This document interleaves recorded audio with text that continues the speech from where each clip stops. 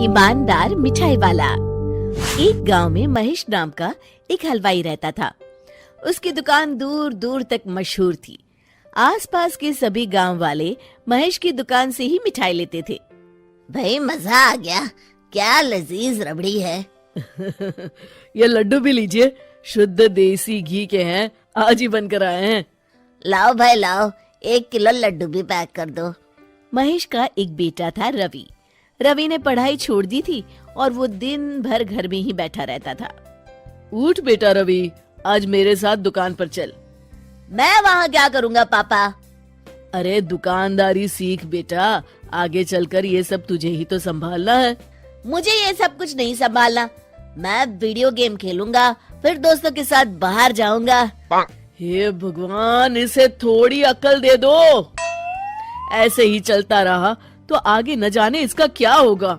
महेश बड़बड़ाता हुआ दुकान चला जाता है। दुकान पर ओ घसीटाराम, मुझे थोड़े चक्कर आ रहे हैं, जरा पानी तो लाना। जी जी मालिक। सुन, मैं घर जा रहा हूँ, आज दुकान तू संभाल ले। जैसा आप कहे मालिक। महेश बिस्तर पर लेटा है। आपको बहुत तेज बुखार है, 1 हफ्ते बेड रेस्ट करनी होगी और ये दवाइयाँ लेनी होगी। हाय राम, ये क्या हो गया आपको? मैं तो 1 हफ्ते में ठीक हो जाऊंगा, पर दुकान कौन संभालेगा? आप फिक्र ना कीजिए जी, मैं रवि को समझाकर दुकान भेज दूंगी। आप बस जल्दी से अच्छे हो जाइए जी। अगले दिन रवि दुकान पर पहुंचता है। आइए आइए मालिक, मैं आप ही का इंतजार कर रहा था। क्यों? ये मेरी दुकान है, मैं जब जी चाहे आऊं। तुम लोग सुबह से आकर काम पर लग जाया करो, समझे? जी जी जी मालिक, दरअसल लड्डू बनाने हैं तो घी लेने जाना है, 5,000 रुपए दे दीजिए। 5,000? तुम्हारा दिमाग तो ठीक है? इतने महंगे लड्डू बनाएंगे तो मुनाफा क्या होगा? पर देसी घी भी तो बहुत महंगा है ना मालिक। क्या जरूरत है देसी घी की? डालडा ले आओ। पर मालिक। मुझसे बहस मत करो, जितना कहा गया है करो। और क्या क्या बन रहा है? मावे की बर्फी मालिक। मावा मावा मावा, हाँ। तभी उसकी नजर एक डब्बे पर पड़ती है। ये क्या है? ये रवा है मालिक। एक काम करो, हर 1 किलो मावा में 200 ग्राम रवा मिला दो। पर बर्फी का स्वाद बिगड़ जाएगा मालिक। जितना कहा है करो, अब जाओ यहाँ से। अगले दिन। क्या बात है रवि बाबू, आपके पापा दिखाई नहीं दे रहे? अब उनकी तबीयत खराब है। अच्छा भाई अच्छा।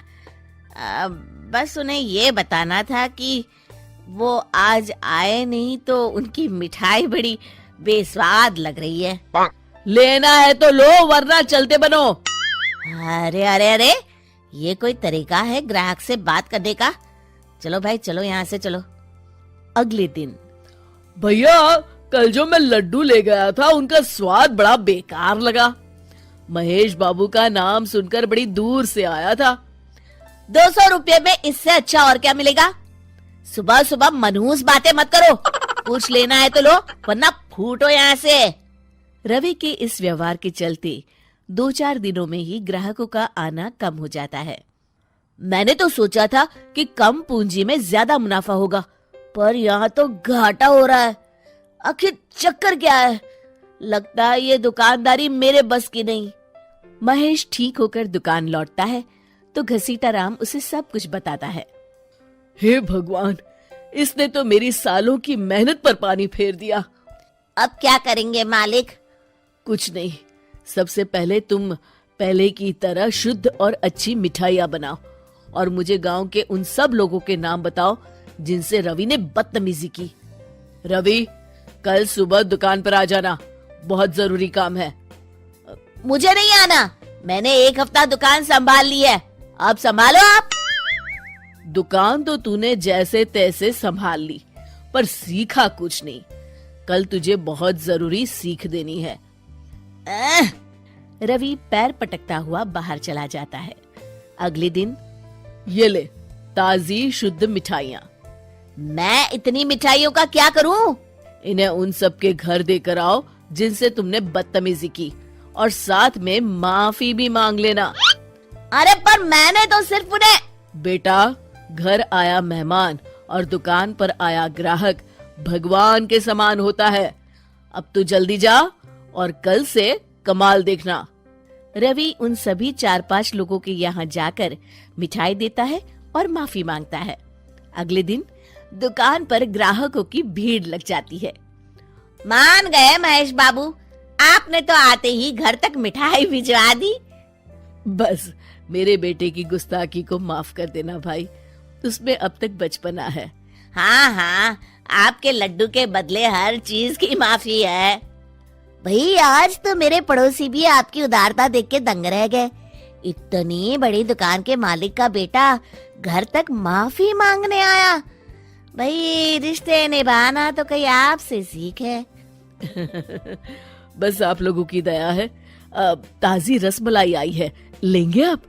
हाँ भाई हाँ, 200 ग्राम पैक कर दो। शिक्षा, सफलता पाने के लिए ईमानदार और विनम्र होना बहुत जरूरी है।